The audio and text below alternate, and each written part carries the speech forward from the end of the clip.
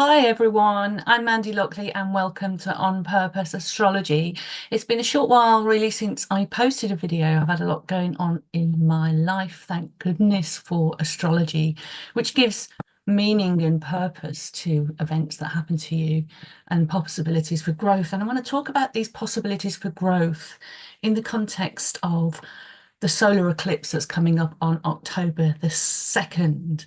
Now, this is the last of 6 eclipses that come under the nodal axis in Aries and Libra. So there's a bigger picture here I want to explore about the growth opportunity through all these 6 eclipses, how we're doing in terms of the themes of Aries and Libra, which are highlighted by all of these eclipses, even though some of the eclipses didn't fall in Libra and or Aries. So I'm going to stop share to give you an overview of the nodes, what they are, what they mean, and some ideas for the North Node in Aries and the South Node in Libra. Now, the North Node has been in Aries since the 17th of July, 2023, and it will leave Aries on 11th of January 2025. So there's around about an 18-month cycle for the nodes. The nodes always fall in opposition. So when the North Node is in, say, Aries, the South Node will be in the opposite sign, which is, of course, Libra. So they always fall in opposition. They always go backwards through the chart, backwards through the zodiac rather than forwards. They're always kind of in retrograde, so to speak, to talk technically. Now, we don't really need to know what the nodes are technically, but basically what they are, they're the 2 points at which the orbit of the moon intersects with the ecliptic being the orbital plane of Earth around the sun. You don't need to understand any of that to understand the symbolism of the nodes. And why am I talking about the nodes in regard to eclipses? Well, eclipses happen when a new moon or a full moon falls close to the nodes. Okay, so the South Node, the North Node, as I said, they're in opposition. They're always in opposition. And of course, we have a full moon and we have a new moon every month. But a few times a year, that those full moons and new moons will fall very close to the nodes, and then we have an eclipse. So we've had, since the North Node has been in Aries and the South Node in Libra, we have had 6 eclipses. And the eclipse on the 2nd of October, this eclipse coming up now, is the final eclipse of the series of eclipses that fall under North Node in Aries, South Node in Libra. So we've had the first one was 14th of October 2023, going through, we might remember the 8th of April 2024, which was the big, huge, important, very public, very excitable solar eclipse. You can actually see a photograph right in the background here of the solar eclipse taken by my dear friend and colleague Rod Chang, who actually he lives in the UK. He went to Texas to view the eclipse. We probably remember that, but we have about 6 eclipses in a year. So this one, the 2nd of October, is the last one in that series. So that's really why I want to talk about sort of how have we been, how have we grown, what have we learned in relation to the themes of North Node in Aries and South Node in Libra since sort of fall if you're in the Northern Hemisphere, or spring if you're in the Southern, since fall 2023 through to round about fall 2024, the period that we're just entering now. So what do the nodes mean, first of all, before I specifically talk about Aries and Libra for the nodes? Bear with me, of course, because I am going to be looking at the specific chart for the 2nd of October eclipse as well. So we can get some specific details about that, some specific sort of points from the chart. So what does the North Node mean and what does the South Node mean? Well, the North Node, there's a few points to make. There's a few Depending on the kind of astrology that we practice, there's a few things we can take for the nodes. Generally speaking, the North Node represents the direction in which we're heading, whereas the South Node represents where we've come from.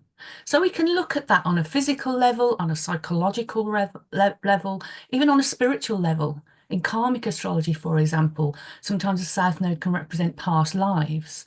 The North Node can represent the life that you're living now. But it's certainly about where we're heading. The North Node is where we have opportunities for growth in this lifetime, whether you believe we have one lifetime or 1,000 or 1,000,000 lifetimes. So when we look at the North Node in the birth chart, we can look at that North Node and think, here are the opportunities for growth. But don't forget, it's in an opposition, always in an exact opposition to the South Node, which is where we've come from. We can sort of say that the North Node is about what we need to learn or what we have the opportunity to learn. I like to use the word the opportunity to learn and grow rather than where we need to learn and grow, because we have that free will. We can do the work or we cannot do the work. Sometimes the universe will do the work for you and give you those experiences, those opportunities for growth that you can run with or not. So the North Node is really what we need to grow into. As I said, if you look at the North Node in your birth chart by house and by sign, that'll give you a lot of clues. But we're talking about the moving North Node here. So then the South Node, what we need to, it's what, there's a sense of almost completion with the South Node. It's kind of where we've kind of learned. It's things that are easy for us. That might be in the way that we just conduct ourselves, our character, the way we react, respond, or it could be skills and talents. Don't forget, we've got a balance. Sometimes might hear North Node is what you need to bring in, and the South Node is what you need to let go of. But don't forget, oppositions always ask for balance. So how can you use what you have learned in this lifetime or in other lifetimes or just generally? How can you use what you've learned to help you to grow into whatever the North Node represents? South Node is of course, where you feel comfortable. It's your comfort zone. It's where you might fall back into, whereas the North Node feels more challenging.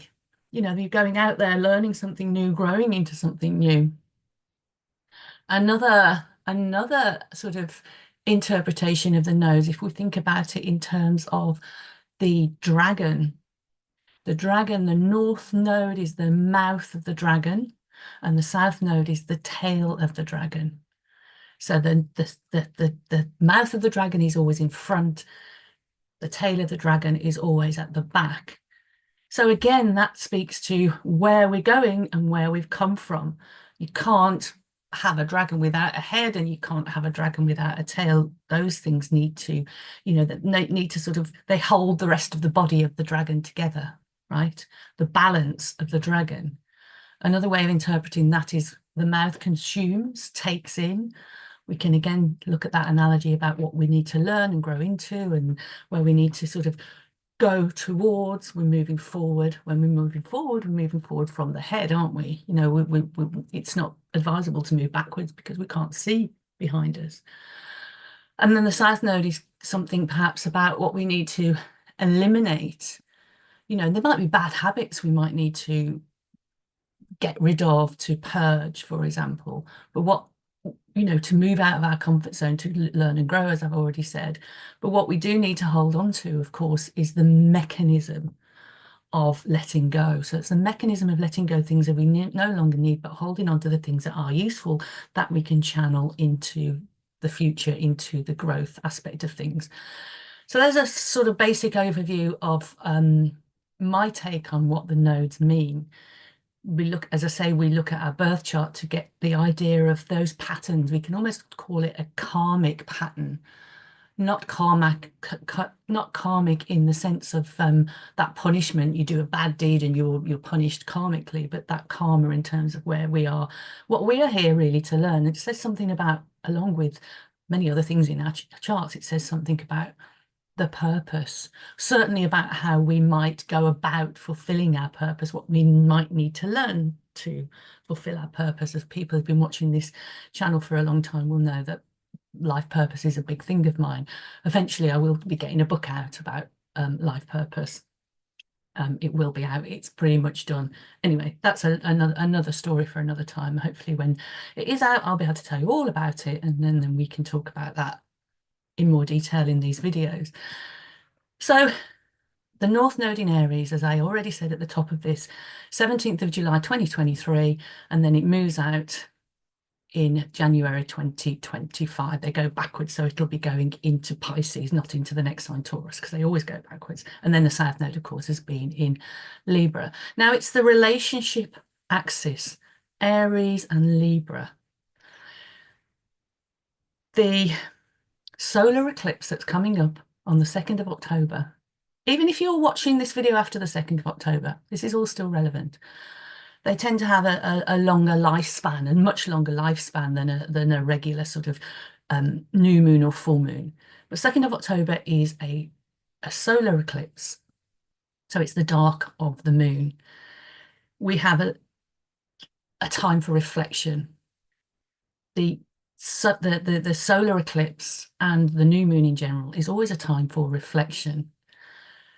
When something is eclipsed, there's something that you can't see. You're kind of in the dark. It's the start of a new cycle.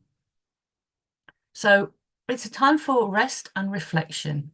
It's a time for not specifically planting seeds for the future, but for thinking about reflecting upon what seeds you might want to plant in this new cycle that's coming up. So to go back on, to sort of go back a little bit, as I say, it's a time for self-reflection over the last really kind of year, basically, when we had the first eclipse with the with the nodes in Aries and Libra. Now, not all those eclipses fell in Aries and Libra, but 4 of them did. There's not really time on this video. I don't want to take up too much time in this video to talk through every single eclipse. You can look back on some of my videos for some of the themes of most of these eclipses, because I did cover most of them in these videos over the last year. So reflect back on the last year in terms of relationships. As I said, Aries Libra is a relationship axis. It's about the relationship of yourself to yourself. It's also your relationship to others in all aspects of relationship, not just romantic love, but all aspects of all relationship, and your relationship to the world in general. We're looking very, very broad here. So how do you feel about yourself? Aries, the North Node is in Aries, so the focus on where we're going and where we need to grow and learn is about self-actualization. It's about independence. It's about self-sovereignty. It's about doing something different for yourself. It's about doing something new. It's about adventure. Adventures can be very scary. I talked about the North Node being going out of your comfort zone. Now, if you're strong in Aries, this might be just the way you are. The next adventure, the next adventure, the next adventure. But primarily, it's about your relationship to yourself. How do you relate to yourself? Do you love yourself? Do you trust yourself? Do you think of yourself as someone who has authenticity, being true to yourself? This has been really important over this last year, really. I mean, really 18 months, because the nodes move in January next year. So we've got that time to reflect. And I suggest that this 2nd of October eclipse sets us up for the next 3 months, really, in terms of reflect sort of where we're going forward. And while we're thinking about, you know, Aries is, it always feels like new, fresh energy. It's almost slightly naive energy in the best possible way. It's kind of the infant who's exploring the world, who doesn't know any fear. And you kind of learn that fear, but you learn who you are in relationship to how the world reflects back at you, that mirror. And that's where the South Node comes in, the South Node in Libra, because We have to have a relationship, not just with ourselves, but relationship with others. And we have to remember that the relationship we have with others is often a mirror to how we feel about ourselves. So I've talked a lot about people pleasing and pleasing yourself. Where do you find that balance? I know I like to think of myself and as describe myself as a reformed or recovering people pleaser. I still have work to do on that front. And this has been a long bit of the work that I've done during this Aries Libra South Node, North Node time period. So some things to think about in terms of the area of your life. Where does Aries and Libra fall in your chart, i.e. what houses in your chart does it fall? And that will talk to the area of life in where you might have experienced these challenged, or you might have experienced this growth. Be kind to yourself, love yourself.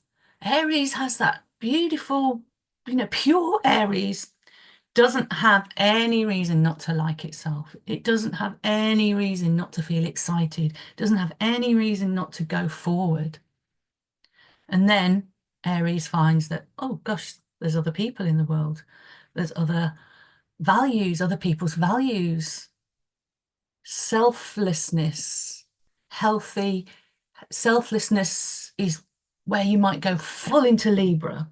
But what we need is healthy selfishness. And I hope you've seen in your own life and in your own chart some kind of reflection on that, because this is really a good time for reflection. We might not see everything. As I said, a solar eclipse is certainly a time of darkness. So we can't see everything that's going on, but we can actually go into ourselves and reflect, because all the answers are within ourselves at the end of the day. So let's have a little look at the chart itself. I'm just going to share my screen. And that pops up. And then you can see the chart. So there we have the chart. So as I said, look at the houses that Aries and Libra falls into your chart, not just for this eclipse, but for the whole of, the last year when we've been having these eclipses with the North Node in Aries. So we can see, oh, there's actually the North Node has been traveling. It isn't now, but it has been traveling with Eris. Long-time listeners to this channel will know I'm really interested in Eris. Eris, the disruptor. Where have you disrupted? Where has the status quo been disrupted? It's very much about the feminine experience of anger and assertion. So that's another sort of theme to think about going back over the last year. The other thing to think about when you're thinking about not just this eclipse, but the other eclipses, do you have any planets or angles in Aries or Libra? And again, you can think back on things that might have happened, because you might have had one of these eclipses very close to whatever planet you've got in Aries or Libra. So just some things to sort of take away for your own self-reflection. Libra, as I said, is about relationship. It's about balance itself. So balance, don't forget, the node's balance is incredibly important. Where do we find the balance between self and other? Where can we be healthily self-ish? And where can we be selfless and caring and compromising and negotiating and yielding in a healthy way without destroying the boundaries that we have hopefully set over this period, setting boundaries to sort of make sure that you are able to be yourself, your true authentic self. There's almost an innocence about Aries as well, that beautiful innocence. It's been a good time for inner child work as well. Loving that, going back to the basics and loving that inner child in yourself, that inner child that at times as a child you might have felt fear and pain. Giving that love to that child, letting that child know that it's okay. You can do that work as an adult. You might need you might need some help from a group or from a therapist to do that, but it's well worth thinking inner child work to think about that as we're reflecting on this last period, as we come into this solar eclipse. But we can see here it's in Libra. And we can see that it has a square aspect to Mars. Mars is in house 3 in this chart. Obviously, I've set the chart for London. You might not have the same houses in your chart. So it's in Mars in Cancer. So it's quite an emotional Mars. Now, Aries is a fire sign.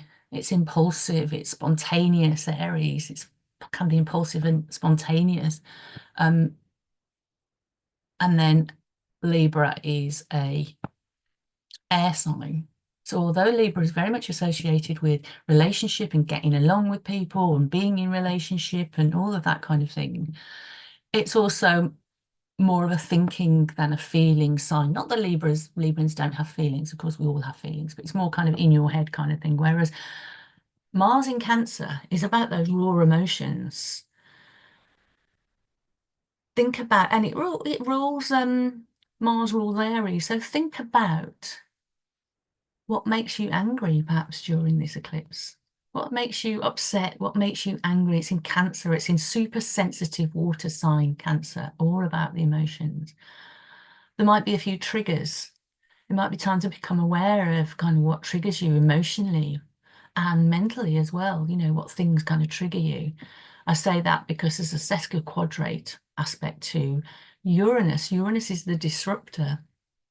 So thinking about what has triggered you and what does trigger you, thinking about, and also not just thinking, but feeling into how it feels when you feel upset, how it feels when you feel angry. These might just be some things to reflect upon.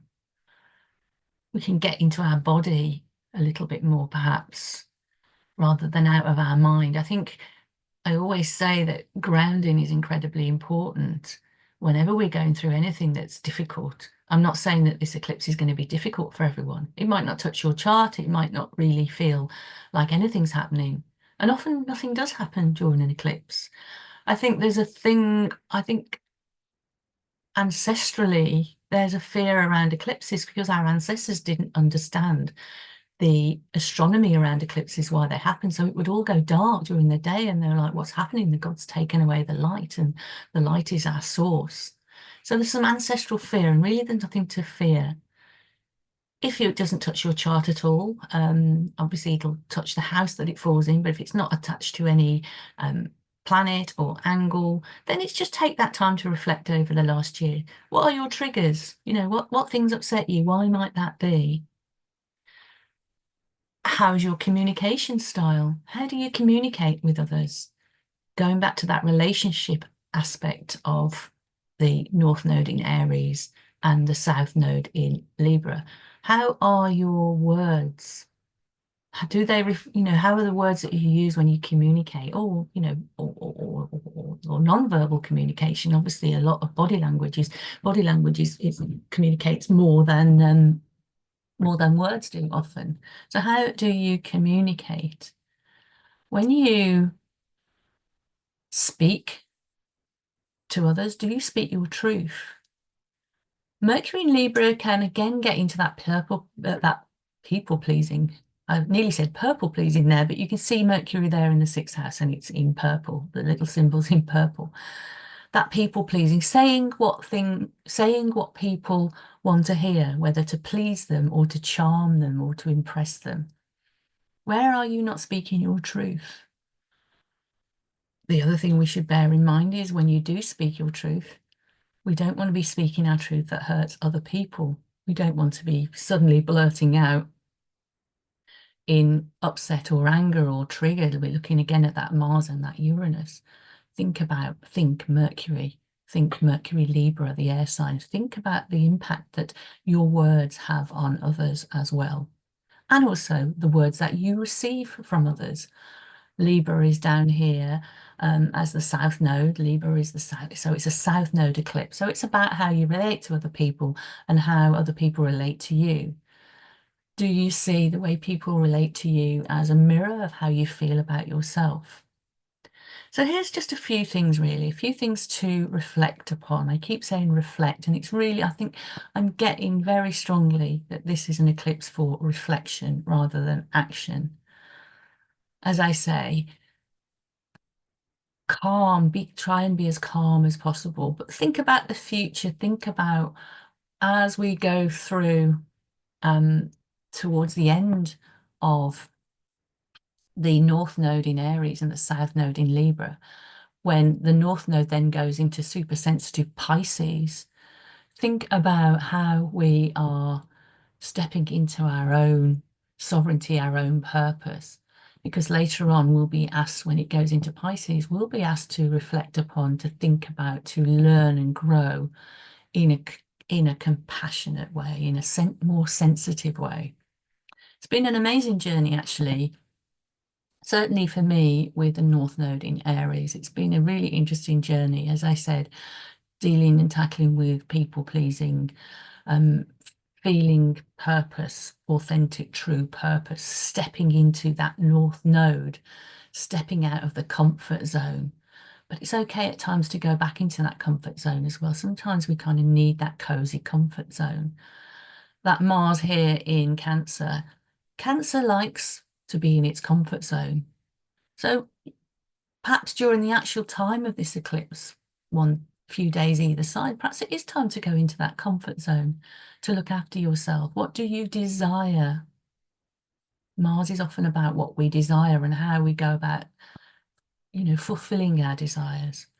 Perhaps we desire a little bit of comfort at this time. Perhaps we desire a little bit of maybe hiding in our shell. And hiding in our shell, Cancer, is not hiding, maybe I'm using the wrong word when I say hiding, but certainly retreating into our comfort zone of our shell so that we can think then and reflect on growth, where we need to do more growth, where we've grown into ourselves. How much do we love ourselves? Who do we love? And I think I'll leave it there because I think that's enough to be getting along with, enough to reflect upon. You'll have your own reflections, you'll have your own experiences, very much, we all very much interpret the astrology from our own perspective. So I hope that my perspective has come through and it's useful.